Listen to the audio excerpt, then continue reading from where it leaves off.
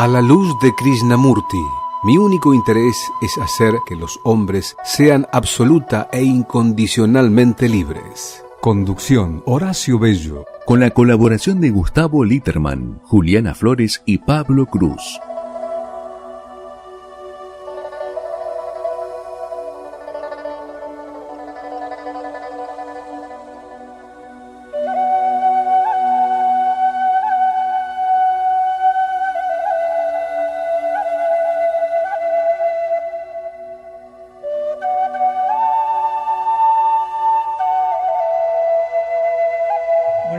Amigos, amigas, un nuevo programa de A la luz de Krishnamurti en nuestro ciclo 2024. ¿Qué tal, Juli? ¿Cómo andás?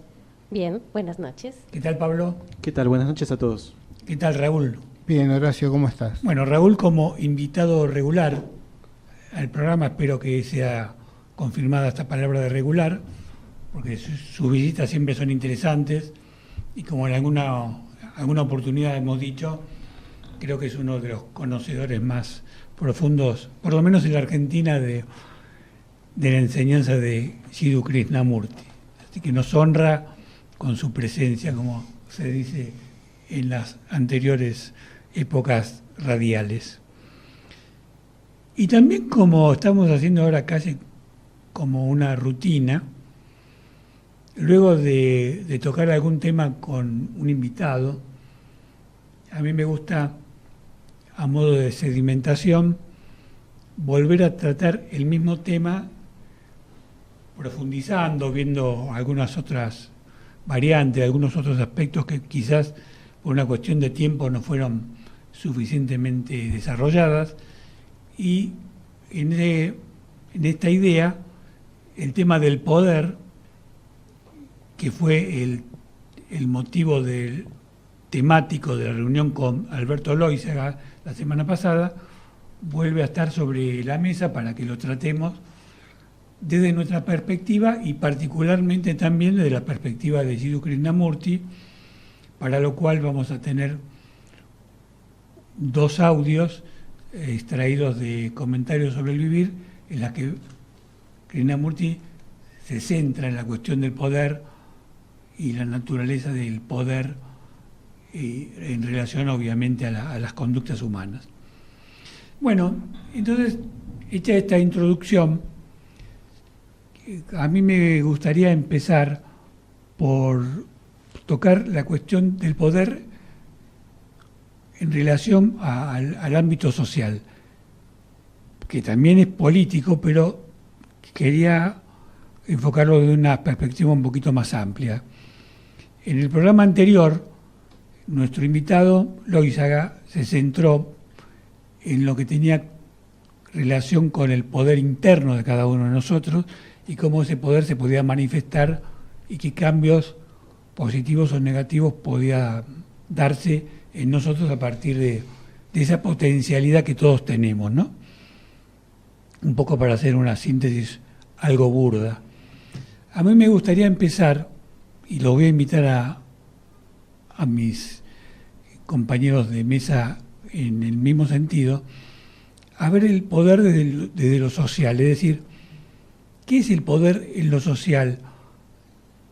En la sociedad, por ejemplo, como pregunta que voy tirando, ¿necesita un poder en un sentido de gente que desarrolla acciones que influyen en los demás y condicionan sus conductas?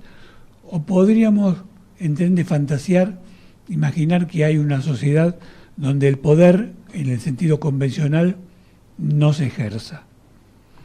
Y en ese sentido, muchas veces a mí me gusta retrotraerme, no sé si a otros estadios evolutivos, pero sí comparativos con los animales, y ver que los animales de algún modo también tienen un poder para organizar sus organizaciones, sus roles. ¿Cómo? Sus roles. Sus roles y las funciones dentro de la organización de la manada o de cualquier otra actividad que tenga que ver con el orden de esa especie, ¿no? Quiere decir que lo que uno observa es que hay algo aparentemente innato y algo aparentemente cultural en la cuestión del poder. Y como el ser humano particularmente tiene un componente social, cultural, mucho más desarrollado que el resto de las especies, sería bueno empezar a ver cómo lo podemos ir diferenciando, cómo lo podemos ir desmenuzando y ver qué diferencia en particular hay respecto a las demás especies. Es decir, uno observa que el ser humano, o mejor dicho, uno observa que los animales tienen poder porque se necesita el macho alfa, se necesita alguien que ordene para que se distribuyan las tareas, y parecería, y lo pongo en potencial, que hay seres más sumisos que necesitan la conducción y seres que tienen naturalmente, también lo pongo entre comillas, más liderazgo, que son los que conducen la organización. Y eso se ve como algo natural en un sentido estricto, ¿no? Pero el ser humano a la vez tiene lo que aparentemente no tienen las otras especies, que es el ego.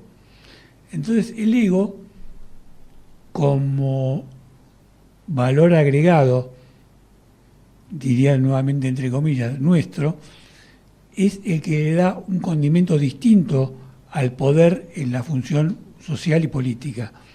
Y para mí un elemento distorsivo, porque no es necesario, es producto de esa perversión que tenemos, donde el ego desnaturaliza el equilibrio de los vínculos, ¿no?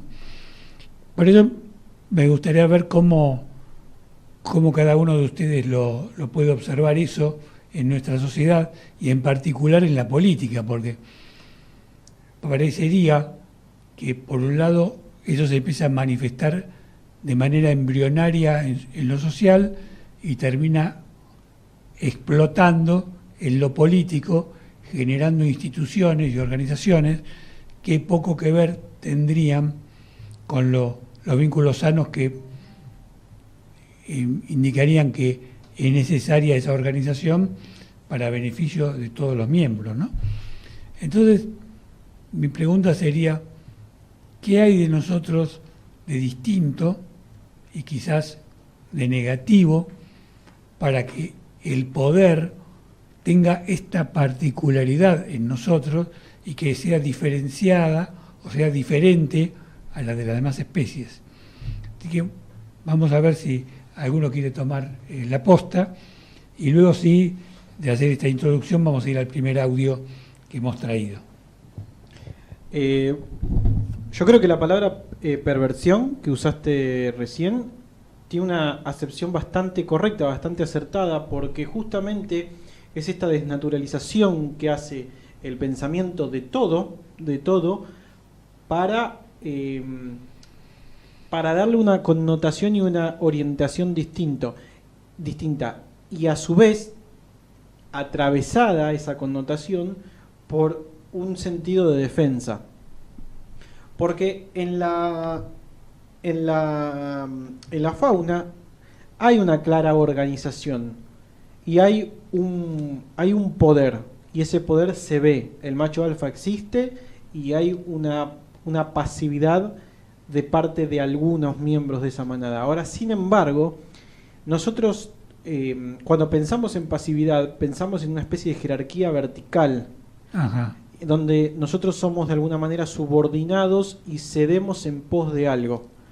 No son roles per se, es decir, la verticalidad, la clara verticalidad que hay en nuestra sociedad no necesariamente está dictaminada por los roles, sino por la llegada de aquellos que tienen el poder en una capa superior o en un nivel superior al que estamos. Sin embargo, en la fauna no hay una verticalidad tan clara. Lo que sí hay es roles, pero a pesar de que no todos tienen los mismos roles y no todos deciden sobre lo mismo dentro de una misma manada, no se da esa verticalidad, simplemente es una organización. Cooperan.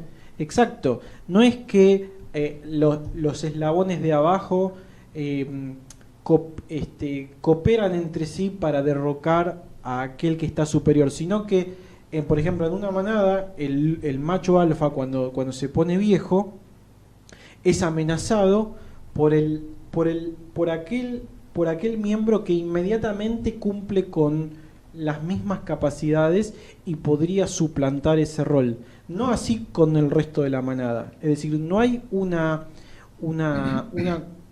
coerción en pos de derrocar a aquel que está en una supuesta verticalidad, sino que dentro de la horizontalidad se da que en un estadio de vejez del macho alfa, el siguiente inmediato que lo puede suceder va en esa dirección.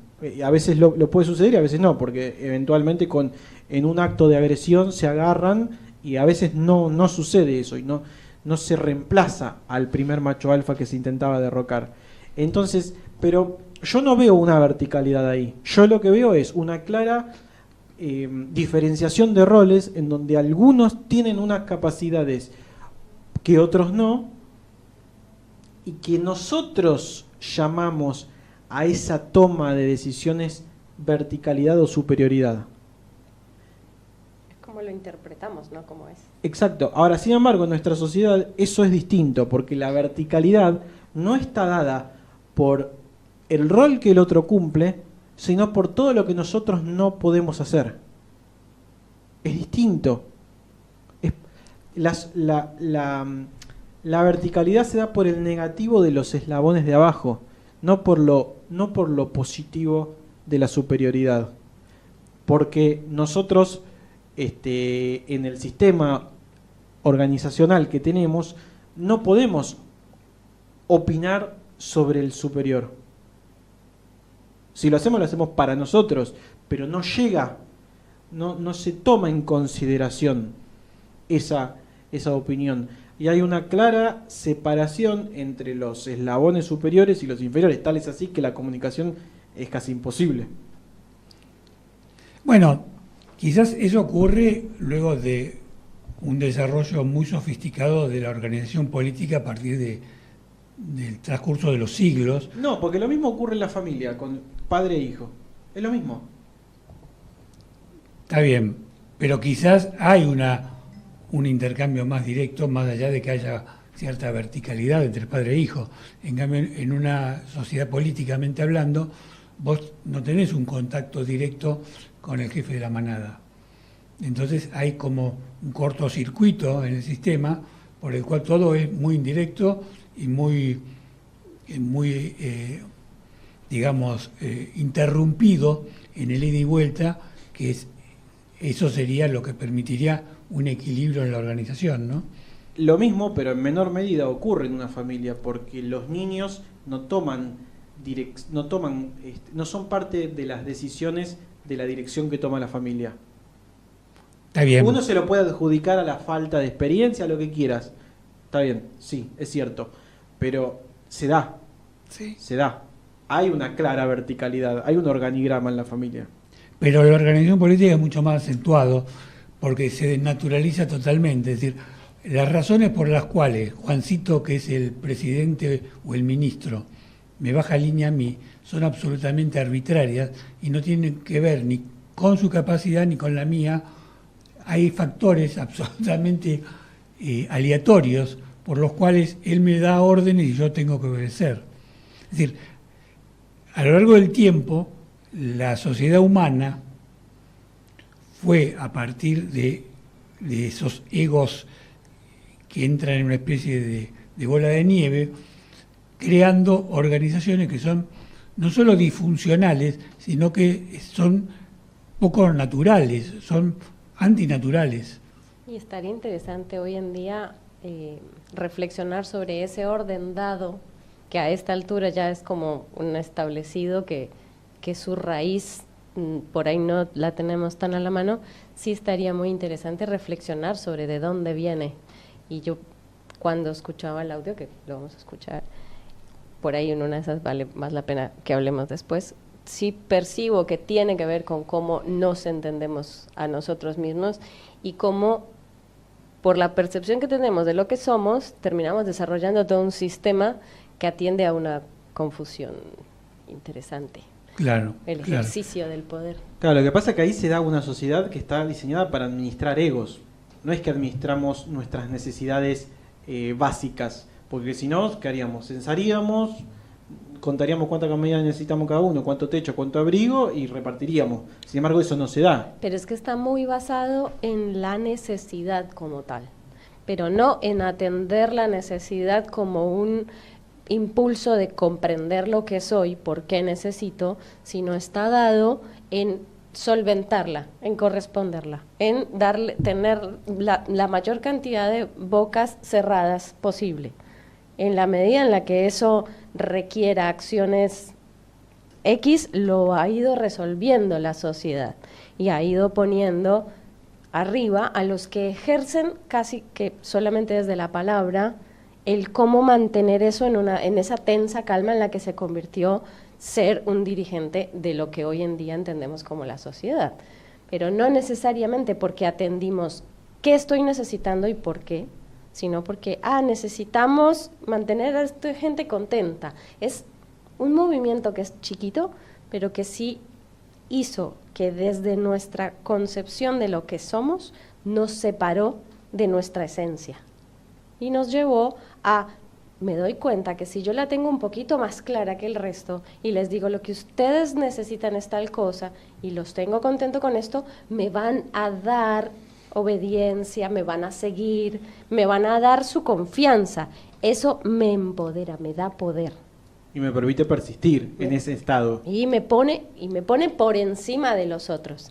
Esa sed de ese estatus que genera ese rol, entendió el humano que es valioso y empezó a valorarlo y a darle muchísima más prioridad a si la persona realmente todas están cooperando y si no estamos todos en un nivel básicamente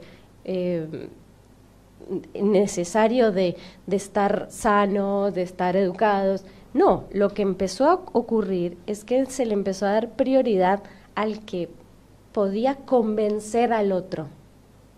Y esa sed de mantener ese rol se convirtió en el importante, se convirtió en el valioso y se convirtió en el que queremos seguir a ese que nos da eso. ¿Querés agregar algo? No. Bueno, yo creo que para terminar de comprender esto, y vamos a ayudarnos con Krishnamurti en un audio en un par de minutos, tendremos que observar de algún modo la historia humana en cuanto a la organización política, y los que hemos nacido en Occidente tenemos más a mano por información cómo se fue desarrollando esa sociedad políticamente hablando a lo largo de los siglos. Y uno observa que primitivamente las organizaciones eran más naturales porque había un vínculo directo entre el dirigente y la plebe, digamos, ¿no? O el pueblo. Entonces se generaba una reciprocidad a partir de la necesidad que tenía uno y otro. Esa reciprocidad, que es, diría un abogado, un sinalagma, era algo sinalagmático, mantenía un equilibrio aparentemente sano cuando la urbe o la ciudad era pequeña y ese vínculo era posible por una cuestión de contacto físico.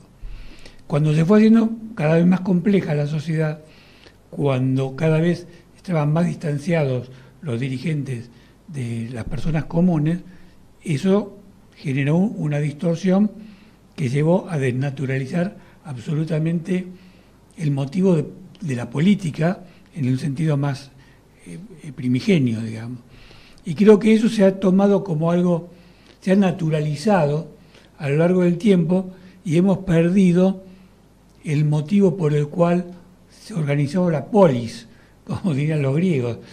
Y hoy en día vemos como algo común que uno tenga que aceptar que un grupo que no se sabe de dónde viene y mucho menos a dónde va, sin que se le pida una calificación o un mérito determinado, condiciona tu vida por lo menos material. E indirectamente muchas veces más allá de lo material, Sí, porque claro, sí. al coartarte la libertad, en el sentido esencial, tu vida está de algún modo atada a eso, ¿no? Por eso creo que es un tema interesante de la perspectiva de la enseñanza, porque si Krishnamurti decía que lo único que le interesaba era que el hombre fuese libre, yo diría, un poco para cerrar esta primera etapa y entrar en el audio, la política no nos permite ser libres. Y eso es algo que tenemos que observar y comprender para ver desde qué lugar cada uno de nosotros puede intentar ser libre. Y aparentemente por ahora no lo es desde esas estructuras convencionales, ¿no? Claro, es que naturalmente se ocurre lo del liderazgo, como lo describió Pablo, en cuanto a la manada, y nació allí, en esa necesidad de que alguien gestione, ya que tiene naturalmente la capacidad de ver lo que tal vez los demás no vemos. Pero con el tiempo dejó de ser corresponder a la necesidad de todos y empezar a corresponder solo a una cuestión propia, personal, psicológica, como lo dice él, de denme su atención, denme su confianza, denme su... Y eso entró a alimentar el ego a los niveles en los que estamos hoy, que estamos en una sociedad que en muchas ocasiones se nutre de los likes. Sí, hemos llegado hasta ese punto. Claro, es ese mismo patrón de alimentar el ego a través de esa necesidad de sentirse poderoso, que corresponde ya no a un bien común. Es súper... Y fíjate que la tecnología cambia, pero la mente humana no cambia. Exacto. Pero además, la magia de todo esto es que cuando a través del pensamiento hemos dejado de vivir el momento en cuanto a buscar comida, refugio o abrigo, cuando resolvimos eso, resolvimos es una manera de decirlo, ¿no? Porque descuajeringamos otras cosas al resolver eso, pero al fin y al cabo, de alguna manera, rompimos todo, pero lo resolvimos. Es como medio ilusorio. Claro, pero la realidad es que pasó. La naturaleza de nuestra vida cambió, porque si ya no teníamos que hacer eso, ¿qué hacíamos? Habitar el presente, por ejemplo. Bueno, está bien, pero Es demasiado. juguemos un poco al abogado del diablo. En esa época, pasamos de no saber si mañana comíamos a inventar una manera de aprovisionarnos para pensar en un futuro. Y después veíamos que ese futuro simbólicamente llegaba y que podíamos usar lo que acopiamos en el pasado. Cambió completamente nuestro día a día. Entonces, al cambiar eso y no tener ningún otro punto de referencia, porque la flora y la fauna seguía viviendo de la misma manera. Porque cambió la atención que se le daba a cuál era la necesidad y a qué correspondía la acción. Entonces el líder empezó a ver que si su cosecha era buena, era el más acudido, era el más apetecido. Hay un montón de conexiones diferentes que se hicieron. Yo escuché una muy buena descripción de cómo se estableció el patriarcado, cuando se pasó del sedentarismo y se empezó a copiar, y cómo el hecho de entender que el acopio del recurso también implicaba la defensa del recurso y sobreexigía la producción y posterior protección, ahí cambió la mentalidad y entró a existir la rivalidad con el otro que también podía llegar o no a copiar. Y de ahí... Sí, la acumulación es la madre del capitalismo. Si no hubiese existido esa idea de acumular para los tiempos bravos, no hubiese aparecido el capitalismo como opción de organización social, ¿no? Todo lo que vino desprendido de ahí, la gestión de eso, de ahí estamos hablando de esto hoy porque hubo que gestionar ese cambio. Pero el punto es que ese detalle, ese cambio, significa un cambio rotundo en nuestra vida, porque ya tenemos que dejar de preocuparnos por no morir. Sí y no. Bueno, En un sentido otro básico. tema es- En un sentido básico. No estoy hablando de la muerte y lo que viene. Estoy hablando Sí. exclusivamente de que tengo que comer para De no lo morir. físico. Claro. El tema es que tampoco es tan absoluto, porque también el desplazamiento iba generando otras maneras de también continuar vivos. Pero sí entramos en una de que si no estoy completamente seguro, que si lo revisamos bien es ilusión. Bueno, ahí está una buena Ahí va. vista porque Sí, la ilusión de la seguridad también genera esta organización social. claro. Y el acopio es eso. A eso es la voy. búsqueda de eso. Sí, A Claro. eso voy. sí, sí. Y que la estructura te da la fantasía de protección. Claro, Exactamente. claro. Bueno, vamos a ir con el audio, con el primer audio que nos grabó nuestra amiga Regina Bisuner, que como dije es de comentarios sobre el vivir, y volvemos a partir de su terminación. Gracias, Sebastián. La búsqueda del poder, publicado el 30 de noviembre de 2014.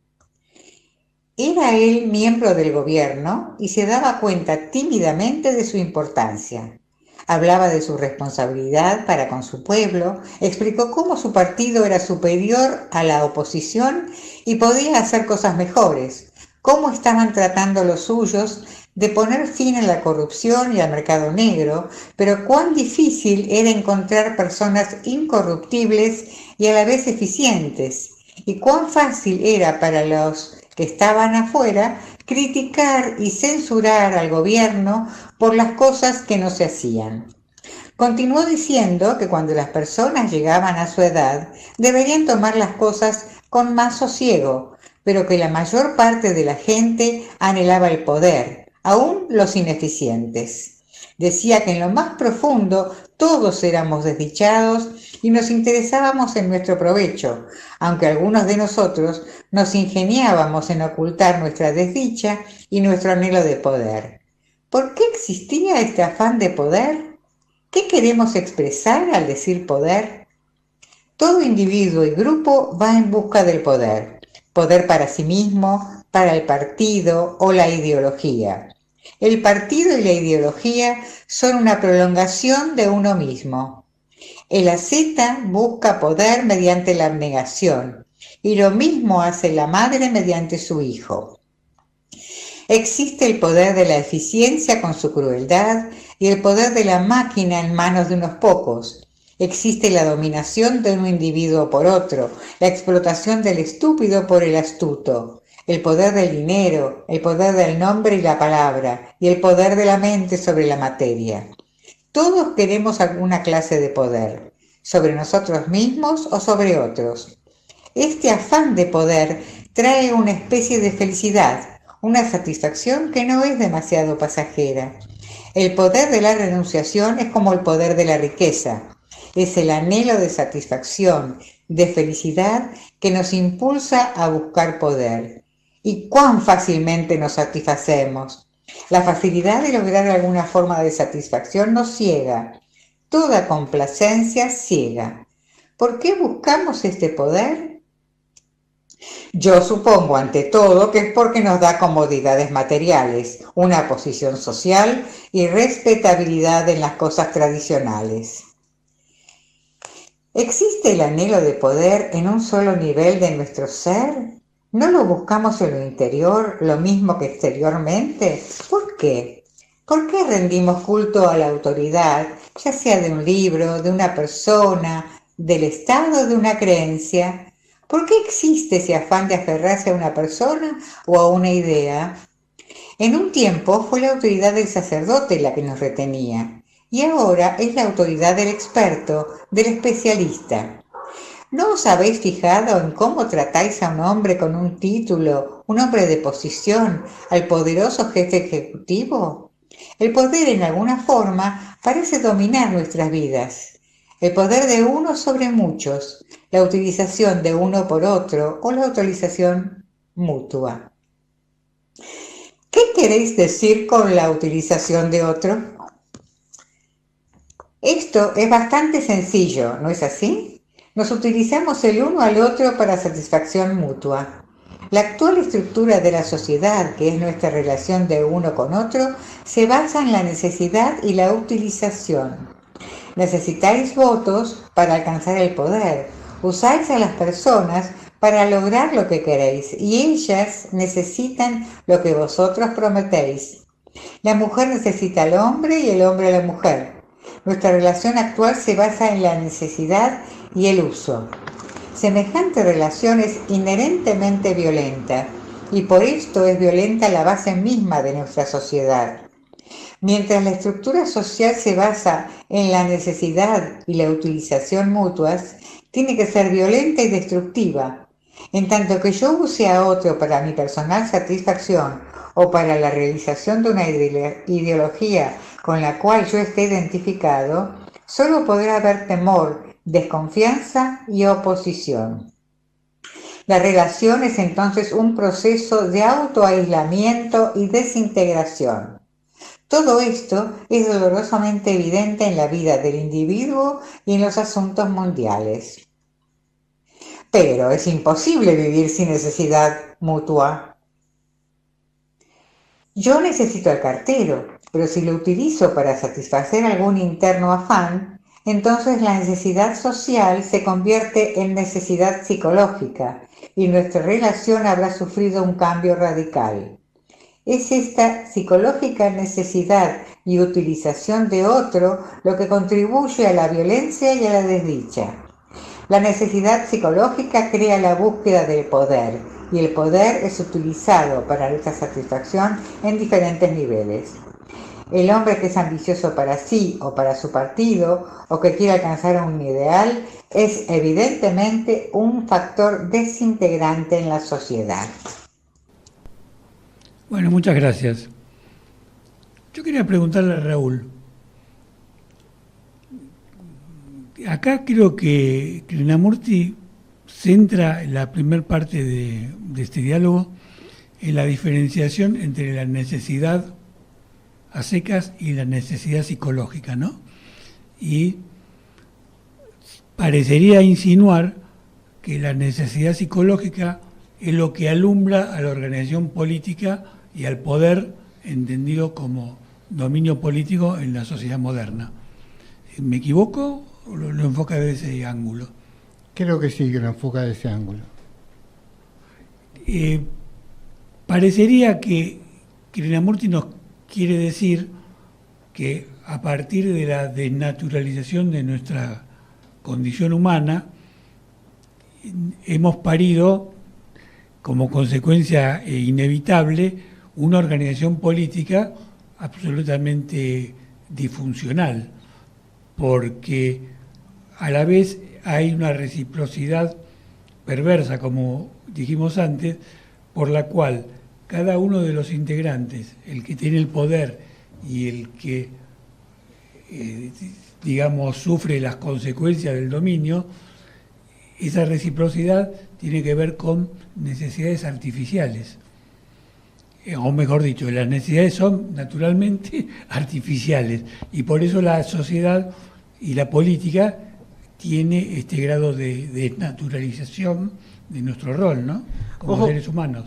Ojo que ahí hay una pasividad que es una trampa, porque si yo permito, entre comillas, que haya un superior que tome decisiones por mí, yo también estoy colaborando con mi chatez, con mi comodidad, para no hacer el trabajo que debería hacer si esa persona no estuviera.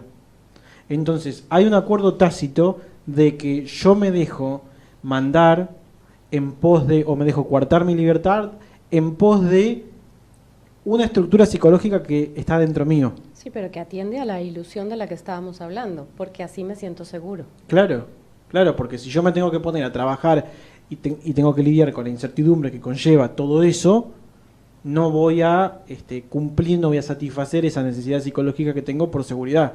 Entonces, la pasividad es hasta ahí. Es una pasividad, hay un acuerdo tácito en esa pasividad. Porque si no, las rebeliones serían mucho más propensas. Sí, más, digamos... Más repetidas, asiduas, sí, claro. Más asiduas. Me hace acordar esto a este famoso libro de Eric Fromm, que es El miedo a la libertad, porque justamente parecería que el eje de esa subordinación y de esa relación perversa es justamente el miedo a la libertad. Hay personas que renuncian a ser libres porque tienen miedo a que la libertad los lleve a un mundo de incertidumbre insoportable.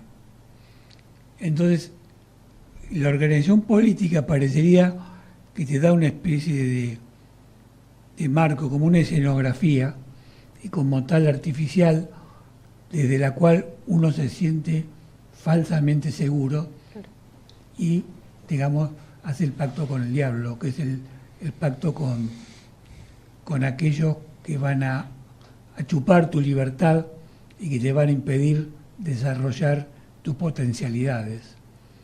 Me parece que es una beta muy interesante para trabajar esa, ¿no? El miedo a la libertad es una cosa contundente en nuestra estructura psicológica, porque implica justamente vivir sin un futuro certero, o sin la ilusión de futuro certero. Claro. Yo todas las veces que escuché el audio sentí una reflexión sobre la herida, esta huella que tenemos en muy profundo en nuestro ser, con la que venimos. Yo pienso que nacemos con esto. Cuando estamos en totalidad, nos reconocemos como parte de un todo. Hay una plenitud que se rompe cuando estamos aquí y cuando estamos en esta situación de ser conscientes de nosotros mismos. Y esa desconexión, hasta que hacemos procesos muy profundos de conciencia, sentimos que no tenemos ese poder, digamos. Entonces necesitamos seguir a alguien. Y esa es una combinación que se vuelve nefasta cuando hay alguien que encuentra herramientas para ser el elegido. Claro. Porque también en contraprestación, como yo no me tengo a mí mismo, no me reconozco, no me entiendo, de la misma manera necesito ser el elegido de alguien. Y esa sed, esa necesidad que las hemos nombrado tanto, me lleva a desarrollar toda una actividad en la que muchos me elijan y que me correspondan desde ese lugar de llenar el vacío que yo no sé por qué siento. No trabajo allí, sino que voy a buscar afuera que muchos me llenen eso. Y esa sensación, que también me parece que es una ilusión, de tener el poder sobre los otros, hizo que toda esa estructura generara toda esta sensación de seguridad, para que muchos nos sigan o me sigan, porque además ya es un trabajo en equipo. Entonces, como no estamos atendiendo la herida, estamos doliendo y eligiendo a quien me ofrece un halo de esperanza de si me sigues y me eliges, te vas a sentir más seguro. En definitiva, la herida es producto de la ignorancia, porque fíjense que tanto uno como otro, el que domina y el que es dominado, viven una falsa identidad.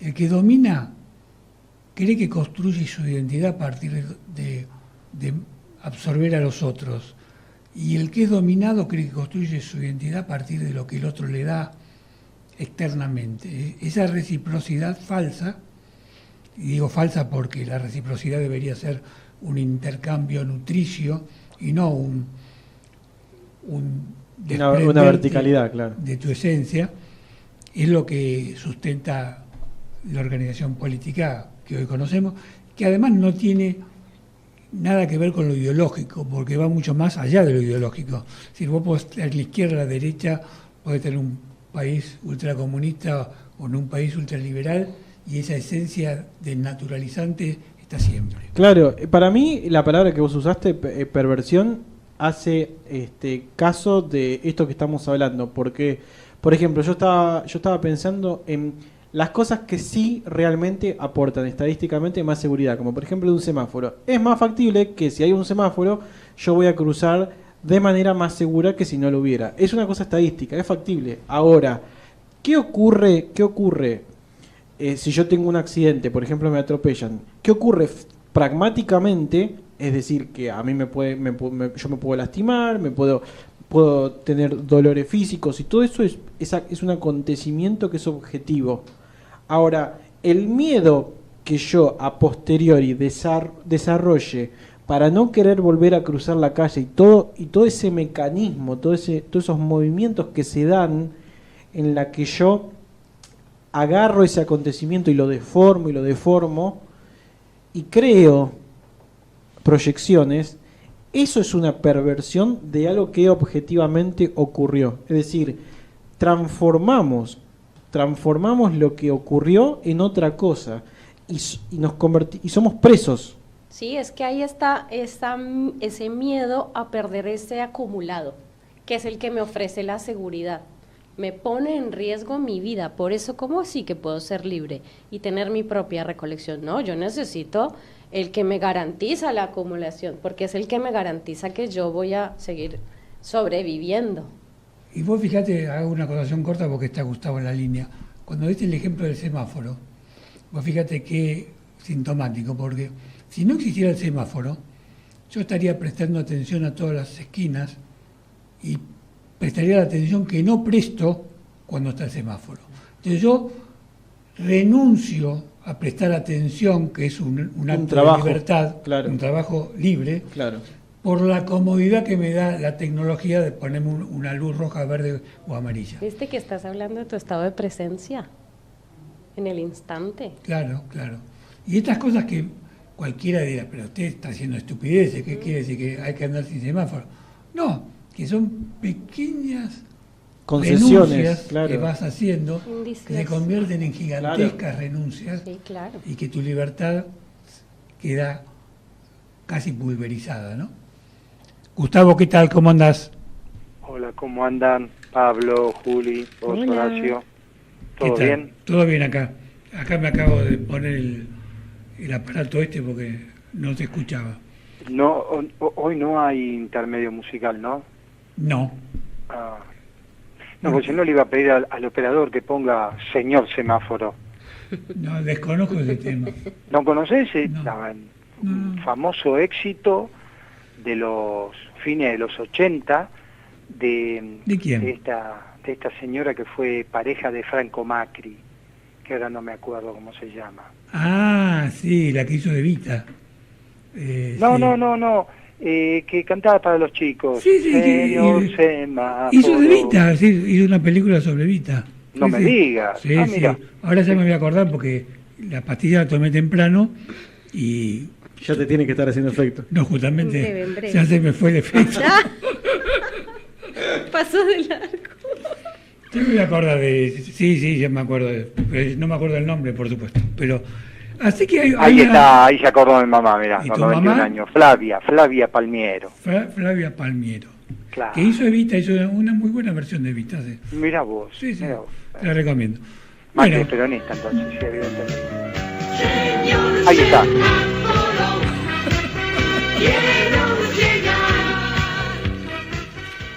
Gracias, Eva. Impresionante la nuestro producción, gentil operador, impresionante. Así se trabaja en radio. Muy bien. Así se trabaja en está radio, todos señores. los detalles.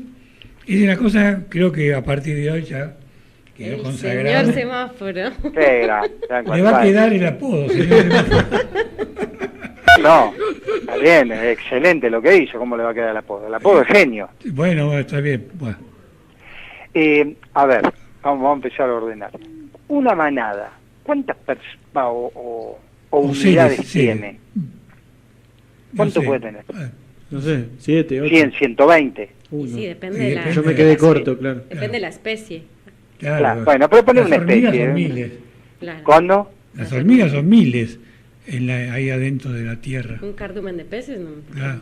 Pero esos son poco menos. Bueno, pero no son millones. No. puede ser. Quiere decir que ese No, formato... millones era Evita que decía, volveréis en millones. Bueno, pero más allá de eso, Sí. claro, pero ahí es interesante lo que decís, porque estaríamos hablando más que de un partido, estaríamos hablando de un movimiento, Sí. ¿no? Y a todos los gobernantes que hemos tenido en las últimas décadas, le hablas de movimiento y piensan que estás hablando de un sismo, así que no tienen ni idea. No entiendo. Pero bueno, vamos a empezar por ahí. Pero lo que quiero decir es que ese formato, digamos, que muchas veces se toma de las ciudades-estados, de Grecia, bueno, ya evidentemente ha sido desbordado, eso por un lado, ¿no? De la forma en que se elige un candidato. Vos fíjate que propio de una intendencia, yo te invito a tomar un helado, te digo, ven y te invito a tomar un helado, cuando vos vas a pedir te digo, pará, no te fijes la cartelera, o vainilla o frutilla, de acá no salís, ya estás coartando mi poder de elección. Listo, claro. Eso por un lado. Otra de las cosas interesantes, volviendo al semáforo, y esto es en serio, uno puede poner semáforos en función de los transeúntes, o puede poner semáforos en función del tránsito. Quiere decir que ahí ya hay un principio ordenador diferente. A ver. Claro, si yo quiero poner... ¿Cuál sería el principio diferente? Sí, claro, si yo quiero poner semáforos en función del tránsito, ¿sí? Priorizo el movimiento de los coches a los de las personas, y entonces pongo pocos semáforos y en onda verde, por ejemplo. En cambio, si quiero la seguridad del transeúnte, pongo un semáforo en cada esquina, ¿sí? Y entonces el tránsito se va a ralentizar, nos guste o no nos guste, pero la prioridad va a ser el peatón. Entonces, fíjate que en esa pequeña cosa como es el semáforo, ya podemos tener dos criterios de colocación diferentes. No, eso para los que son ingenieros viales, sin duda entenderán la situación, ¿no? Eso por un lado. Ahora, me gustaría, es imposible porque ya no vive, pero preguntarle a Krishnamurti cuando se sentaba en la tarima un poquito más alto que la gente, si él no sentía también esa necesidad de poder. Primero, pues nosotros somos lectores de Krishnamurti, no somos fanáticos de Krishnamurti, sino que somos lectores. Sí. Entonces... Bueno, yo soy fanático. Vos sos bueno, entonces... claro, hay algo que es así. Sí. Yo sé que vos en la billetera guardás una foto 4x4 de Krishnamurti, pero no importa, vamos a dejar, mantengámoslo en secreto. ¿Esa es la foto que besás todas las mañanas? Sí. Soy como Costa, viste que toco la foto de Krishnamurti cuando juega Racing. No, para. Mirá, hablar de cualquiera, no de Gustavo Costa. Bueno, vamos a empezar por ahí. Entonces, el tema es así. Sí. Muchas veces se habla del poder, pero la sensación de tenerlo, porque varios de las frases que él tira en esta pequeño audio que ustedes pasaron, también me habla un poco de él, ¿no? De su necesidad de subsistencia, porque si nadie lo hubiese seguido, hubiese tenido que salir a trabajar, digamos, como oficinista. Pero lo siguieron y entonces, bueno, él tuvo la vida que llevó adelante, no sabemos si fue buena o no, porque tampoco estamos dentro de su subjetividad, porque después está el otro tema, ¿no? Todo esto que se nos presenta afuera y que nosotros podemos estar de acuerdo, internamente genera sensaciones que son particulares y que son intransferibles. Es decir, ahora vamos a suponer, ustedes salen de la radio y ponele que yo estaría en la radio, vemos un Porsche Carrera estacionado ahí. Yo desde mi visión de una persona que trabaja en un garage, ¿qué te digo? Che, no voy a decir que miserable, pero si le roban una rueda, la rueda del Porsche con llanta y todo debe salir 300, 400 millones de pesos, no podía pagar un estacionamiento.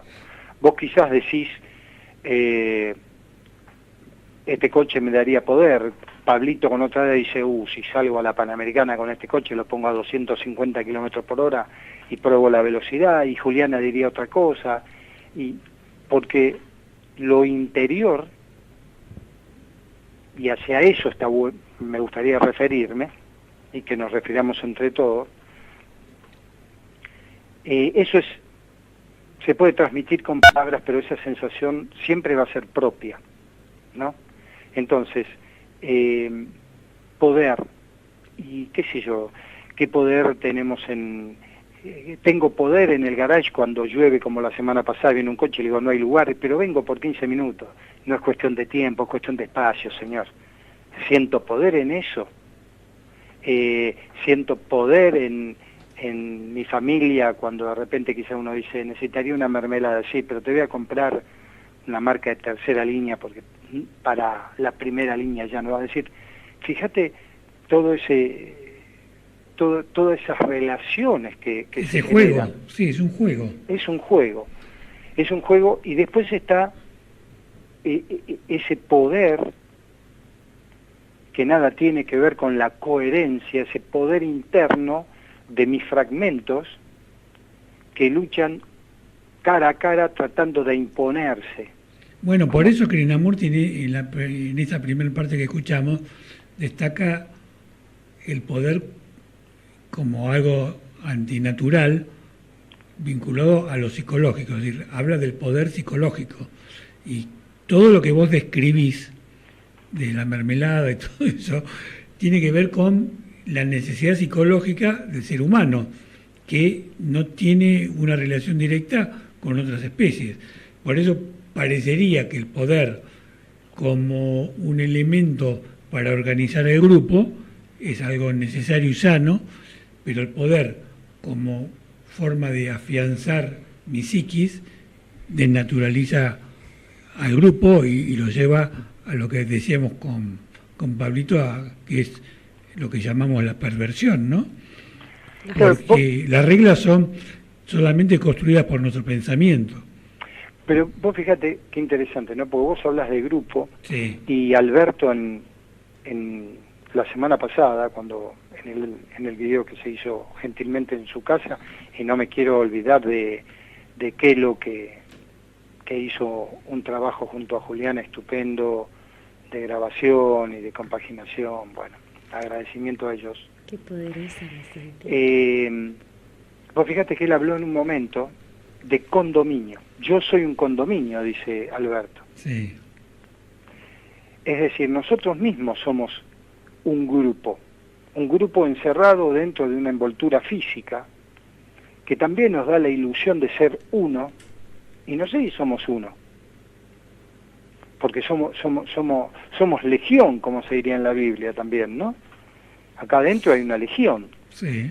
Entonces, si la organización interna, que uno podría en su momento hablar de coherencia, ¿no? Coherencia, no se establece, vamos a transmitir y llevar hacia lo externo, en cada ambiente social en que estemos, esa sensación de poder, ¿no? Es decir, es el colectivero que salió 10 metros de la parada y le tocó el semáforo y de repente dice, yo no puedo abrir la puerta acá, y le golpean y dice, no, que está bien, probablemente vos sabés que hay unas reglamentaciones de seguridad que si llega a pasar algo a la persona subiendo fuera de la parada, bueno, tiene un serio problema. Sí, pero más allá de eso, ¿no? Que conozco perfectamente, hay una perversidad en colectivero que te mira con la puerta cerrada, especialmente si llueve mucho, a ver cómo te mojás como un gil, y él desde adentro lentamente va acelerando y te va dejando en esa parada inhóspita. Sí, está bien, también podemos decir que de repente... Das el ejemplo del colectivero como en un montón de otras cosas, ¿no? Que se ve el egoísmo humano llevado a la repetición, porque en las pequeñas cosas, y ahí está un poco quizás la enfermedad de nuestra sociedad, en las pequeñas cosas repetidas se ve la desnaturalización de nuestra humanidad. Claro, ¿sabés lo que sucede? Y vamos a poner este ejemplo del colectivero porque es bastante interesante, ¿no? Aprovechemos que van a hacer huelgas y no nos escuchan. No, y sería bueno que lo hagan junto con el paro general de mañana si se para el país. Eso sería interesante, ¿no? No hacerlo fragmentado. Ahí tenés fragmentación de protestas. En fragmentación de protestas, el que dirige el país se mata de la risa, claro, porque encima nos nota totalmente divididos. en cambio de vernos unidos en una protesta y decir, bueno, pará. Porque somos igual que él, igual que él, por eso.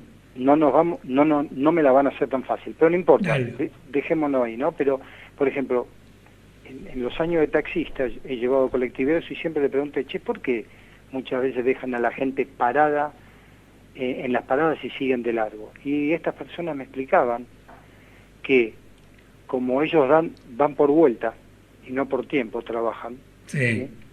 Si se van atrasando vuelta a vuelta, en la última vuelta, en vez de llegar, vamos a suponer, a base a las 6 de la tarde, llegan 6:40 y esos 40 minutos no se los paga nadie. Bueno, pero la ley que establece por vuelta también tiene que ver con la perversión del poder. Pero bueno, por eso, una cosa es que tú tengas un horario a cumplir y que eso genere unas características en lo que tienes que hacer como trabajo, y otra cosa es que eso que te hace sentir lo entres a disfrutar. Ahí viene la perversión. Poder. Exactamente. Claro, bueno, como siempre volvemos a la gestión que haces de aquello que sientes y de aquellas acciones que desarrollas. Porque vos, como colectivero, que tiene que respetar las normas, le puedes decir, perdóneme señor, pero no le puedo abrir.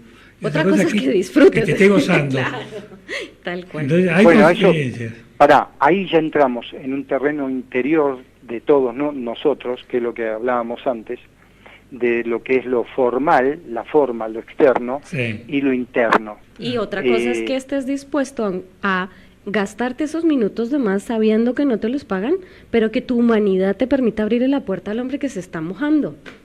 Es completamente gestión de lo que te ocurre. Sí, yo te digo honestamente, Juli, eso es estrictamente personal, ¿sí? Y si de repente vos decís, bueno, todos los días dejo el trabajo media hora, 40 minutos antes, también ¿quién me devuelve todo ese tiempo? Es relativo, es decir, esto es como que muchas veces vas apurado caminando por la calle y no ves que una persona anciana o no vidente no tiene quien lo cruce, la gente sigue de largo, quizás porque están apurados, quizás porque están pero ese huevo y la gallina, Gustavito, porque por eso es el sistema que hicieron los hombres, porque el sistema no lo hizo un marciano, lo hicimos nosotros. Claro. Pero es que somos parte de ese sistema. El sistema es perverso porque nosotros somos perversos. Bueno, por eso el trabajo interior. Claro. No, por eso, por ejemplo, la meditación como herramienta. Seguro. Sí, nos organiza, nos ralentiza en nuestras reacciones, sí, nos hace más atentos. Por eso dije que tiene tanto que ver con cómo nos percibimos, cómo nos entendemos y cómo concebimos lo que somos. Exactamente. Y bueno, cerrando el programa, creo que más o menos fuimos acercando los temas al objetivo y espero que de algún modo se haya completado esta etapa de análisis del poder humano. Muchas gracias y hasta el próximo martes. Buenas noches. Buenas noches a todos. Semana. Hasta luego. A la luz de Krishnamurti, mi único interés es hacer que los hombres sean absoluta e incondicionalmente libres. Conducción, Horacio Bello. Con la colaboración de Gustavo Litterman, Juliana Flores y Pablo Cruz.